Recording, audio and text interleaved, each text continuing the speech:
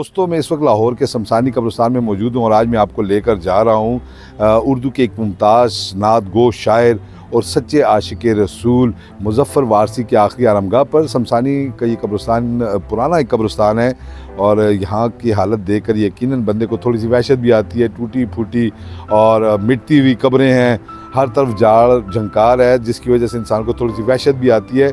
मगर मैं पहले भी एक दफ़ा मुज़फ़्फ़र वारसी साहब की कब्र पर गया था। जिस जगह उनकी कब्र है, यकीनन उस कब्र को देखकर इंसान को यूँ लगता है कि ये जगह बारौनक है, मुकम्मल वीराना है, लेकिन इसके बावजूद यूँ लगता है कि जैसे यहाँ रहमतों का नज़ूल है। और क्यों ना हो ऐसा महसूस, क्योंकि वो सच्चे आशिक रसूल थे, सारी ज़िंदगी हजूर की नात कहते रहे और क्या कमाल उन्होंने नातें कही। बहरहाल जी, उनकी कब्र की तरफ चलते हैं, आपको थोड़ा सा शमशानी कब्रिस्तान का व्यू भी दिखाते हैं और फिर हमको जो है मुज़फ़्फ़र वारसी साहब की आखिरी आरामगाह भी दिखाते हैं। आप भी उनके लिए फातिहा ख्वानी और दुआ कीजिएगा और मैं भी वहाँ इंशाल्लाह उनके लिए फातिहा ख्वानी और दुआ करूँगा। ये जब मुज़फ़्फ़र वारसी साहब की कब्र की अब तलाश कर रहे हैं जी, और आप ये देख सकते हैं कि पुराना कब्रिस्तान है और इसके बड़े एक सुनसान से हिस्से में और वीरान से हिस्से में जो है वो उनकी कब्र है। शमशानी कब्रिस्तान से कहते हैं जी। एक वक्त में ये गाँव था, अब तो खैर हम ये कह सकते हैं कि पोश इलाके के साथ वाक़ है, लेकिन अब भी यहाँ गाँव जैसा ही माहौल है। आप ये देख सकते हैं मुज़फ़्फ़र वारसी साहब हैं, उनके साथ उनकी अहलिया की कब्र है और उनके दीगर लोग जो हैं वो मदफून हैं। मगर बड़े अफसोस इस बात पे होता है कि अगर इतनी बड़ी अजीम हस्ती जो है वो इस दुनिया से गई थी, अफसोस इस बात को होता है कि इतनी अजीम हस्ती की कब्र को उनके शायर शान बनाया जाए, ताकि बाहर से आने वाले लोग भी इस आशिक रसूल की कब्र को बआसानी तलाश कर सकें। यानी एक ऐसे हिस्से में ये कब्र है जहाँ आते हुए यकीनन इंसान को थोड़ा सा वहशत भी होती है कि टूटी फूटी कब्रें हैं, गुमनाम कब्रें हैं। आप हशर देख सकते हैं इस कब्रिस्तान का, क्या हालत है इस कब्रिस्तान की। दूर दूर तक आपको बंदा कोई नज़र नहीं आता, सिर्फ कब्रें नज़र आ रही होती हैं। तो ये देखें मुज़फ़्फ़र वारसी साहब का जी एक वाक़या मैंने कहीं सुना है। मुज़फ़्फ़र वारसी साहब की मशहूर नात तो आप सब नहीं सुनोगी कि तू कुजा मन कुजा, तू अमीर हरम में फ़कीर जम, तेरे गुनोरी लब मैं तलब ही तलब, तू अता ही ता, तू कुजा मन कुजा। ये देख सकते हैं आप किस तरह बिल्कुल एक वीराना सा है जी इस कब्रिस्तान में। ये देखें बिल्कुल एक वीराना सा है जी इस कब्रिस्तान में। ये आप देख सकते हैं जी, हर तरफ सिर्फ कब्रें ही कब्रें हैं सर।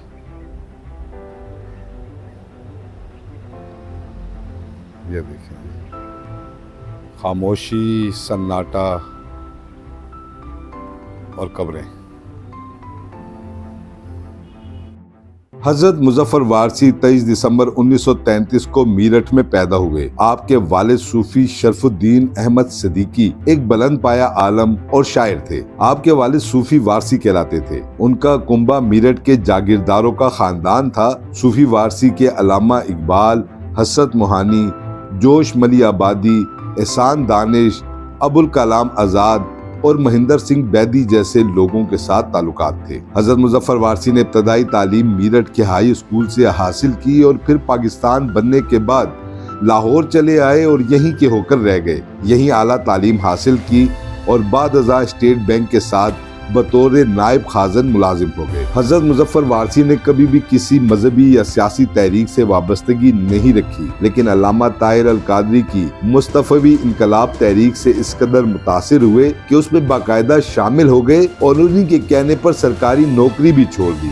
बाद अज़ा अल्लामा साहब के अतवार से बददिल होकर इस तहरीक से अलग हो गए। हज़रत मुज़फ़्फ़र वारसी ने 60 की दहाई में लिखना शुरू किया और फिर ऐसा लिखा कि सल्तनत शेर व सुखन में ज़फ़रमंद ठहरे। अमूमी शायरी के अलावा फिल्मों के लिए भी गीत लिखे, जिनमें क्या कहूँ है दुनिया वालों, क्या हूँ मैं, मुझे छोड़कर अकेला कहीं दूर जाने वाले, और याद करता है ज़माना उन्हीं इंसानों को बहुत मशहूर हुए। चूँकि उनके बुजुर्गों ने उन्हें गहरी दीनी वाबस्तगी के साथ परवान चढ़ाया, यही वजह बनी कि वो ज़्यादा अरसा तक फिल्मी शायरी से वाबस्तगी ना रख सके और हमदिया और नातिया शायरी की जानिब माइल हो गए।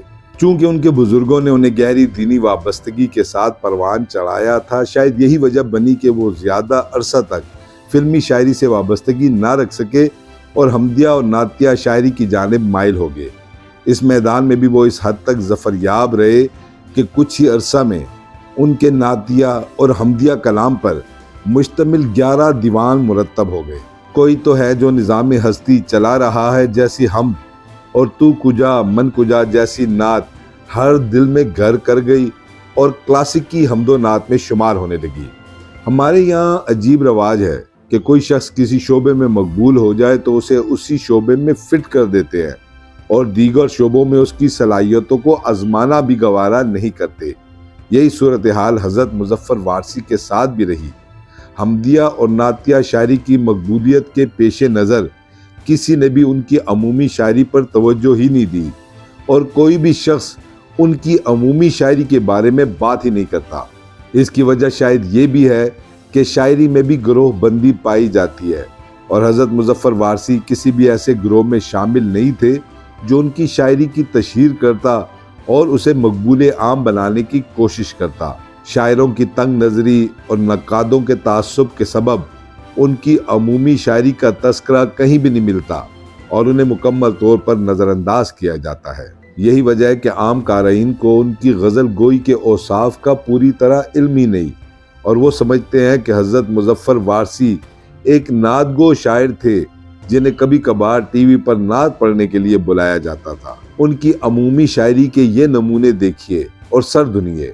चाप आए कि मुलाकात हो आवाज़े से, कब से तन्हाई लगी बैठी है दरवाजे से, जिसकी गर्दन में है फंदा वही इंसान बड़ा, सूलियों से यहाँ पैमाइश कद होती है, दीदे संग में बीनाई कहाँ से आए, ज़र्फ मुर्दा हो तो सच्चाई कहाँ से आए, कोई भी देखना चाहे न किसी को जिंदा, खून के प्यासों में मसीहाई कहाँ से आए। अमूमी शायरी में भी उनके कादरुल कलाम होने का सबूत इस बात से मिलता है कि इस मैदान में भी उन्होंने 11 दीवान मुरतब कर डाले। हज़रत मुज़फ़्फ़र वारसी बाकायदा तौर पर अखबारात में हालात हाज़रा से मुतल्लिक मुख्तसर शायरी और कतात लिखते रहे। हज़रत मुज़फ़्फ़र वारसी बिलाशुबा अहद जदीद के उन चंद शायरों में से हैं जिन्हें पूरी दुनिया में दिलचस्पी से पढ़ा और सुना जाता है। आपके मद्दाहों और अकीदतमंदों का शुमार ही मुमकिन नहीं। उन्होंने 50 बरस दुनियाए सुखन में गुजारे और जिम्मेदारी के साथ फ़न की खिदमत करते रहे। शायर मजदूर एहसान दानिश मरहूम के बकौल अगला ज़माना मुज़फ़्फ़र वारसी का है। आपको 1981 में रेडियो पाकिस्तान की जानिब से बेहतरीन नात ख्वां का एवार्ड पेश किया गया। 1988 में हुकूमत पाकिस्तान की जानिब से सदारती तमगा बराए हुस्ने कारकर्दगी से भी नवाजा गया। इसके अलावा हिंदुस्तान समेत पूरी दुनिया में आपको मुख्तलिफ अवार्ड से नवाजा गया। हज़रत मुज़फ़्फ़र वारसी एक आजिज़ाना और मुनकसिरुल मिजाज शख्सियत के मालिक थे। किरदार के इस कदर पाकीज़ा थे कि सारी उम्र स्टेट बैंक में गुजार दी और बदनवानी का कोई शायबा तक उन पर नहीं आया। अपनी इनफरादी ज़िंदगी में भी वो एक बहादुर और बेबाक इंसान थे। इनफरादी हो या इज्तमाई, उन्होंने हर तरह खैर का प्रचार किया। आखिरी उम्र में हज़रत मुज़फ़्फ़र वारसी को रेशा की बीमारी हो गई।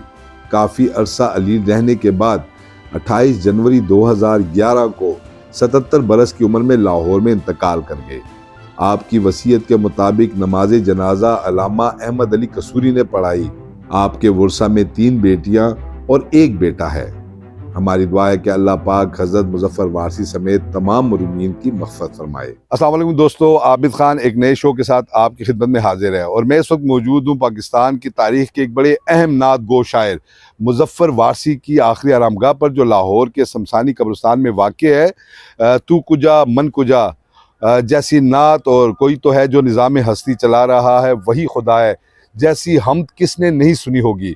मुज़फ़्फ़र वारसी का असल नाम तो मोहम्मद मुज़फ़्फ़रुद्दीन सदीकी था, मगर उन्होंने दुनिया भर में मुज़फ़्फ़र वारसी के नाम से शोहरत पाई।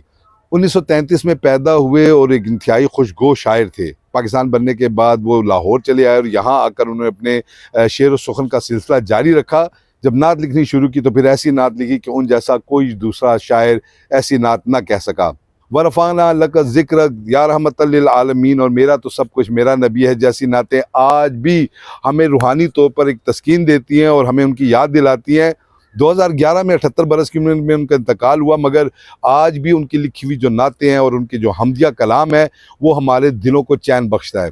शमशानी कब्रिस्तान के एक वीरान से हिस्से में उनकी ये कब्र है, लेकिन उनकी मौजूदगी की वजह से यूँ लगता है कि जैसे यहाँ पर रहमतों का नज़ूल है। यकीनन एक आशिक रसूल सल्लल्लाहु अलैहि वसल्लम थे और मरने के बाद भी उनकी जो कलाम की खुशबू है वो आज भी पूरी दुनिया में फैली हुई है। हमारी तो दुआ है कि अल्लाह पाक हज़रत मुज़फ़्फ़र वारसी और उनके तमाम जो अहले खाना और जो भी इस कब्रिस्तान के मुर्दगान हैं उनकी मग़फ़िरत फरमाए। यकीनन आज वो अपने अल्लाह के पास हैं और हज़ूर अक़दस सल्लल्लाहु अलैहि वसल्लम के कदमों में होंगे। तो उम्मीद तो यही है कि जिस तरह उन्होंने ज़िंदगी भर हज़ूर की नातें कही, आज उनके साथ भी अल्लाह पाक और उसके रसूल का इंशाअल्लाह बेहतरीन मामला होगा।